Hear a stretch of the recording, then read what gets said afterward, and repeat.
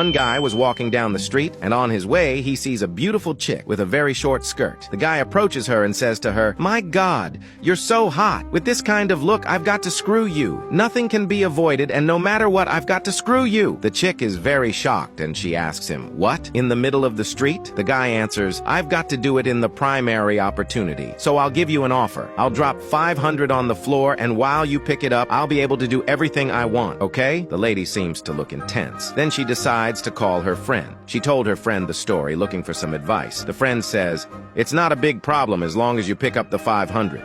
It would last a long time until he gets his fireman out of his pants. Just take the money and run." The next day, the same friend sees the lady walking like an old woman. The friend asks her, "What happened to you?" The lady answered nervously, "That son of a bitch dropped 500 in quarters."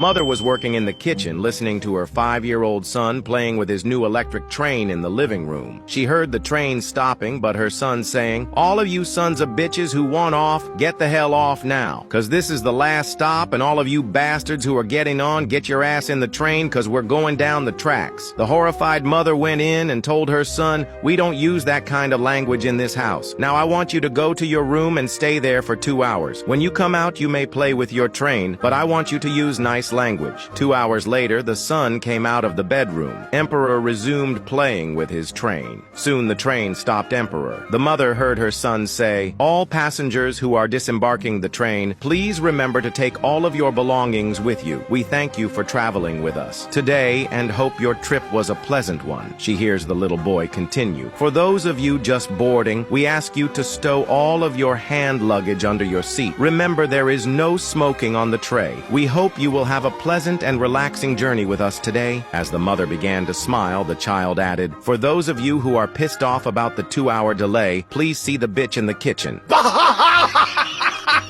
Ship sinks in the South Pacific, and the only survivors are a man, a dog, and a sheep. They manage to find a piece of wreckage to hang on to, and after a day or two, they wash up on a deserted island. The man looks around, and there's plenty of fruit and fish and fresh water, but he's all alone. Just him and the dog and the sheep. A couple of months pass. The man is surviving and thriving, but he's getting lonely, and that sheep's starting to look awful seductive. Eventually, he gives in to temptation. But as soon as he gets near the sheep, the dog starts barking and biting and chasing him off. This continues for the next 3 months, the dog chasing off the man every time he tries to make a move on the sheep. One day, the man is walking along the beach to take a cold bath in the ocean when he sees a beautiful woman on the sand, unconscious. He runs over and resuscitates her and spends the next week tending to her injuries and learning about her. She was a pilot, and her plane crashed into the sea in a gale and just happened to wash up on this deserted island. The two of them grow close, and one night she asks him, "I know you're awful lonely here. Is there something I can do for you to repay you for helping me?" The man says, "Yeah. Can you take the dog for a walk for a couple hours?"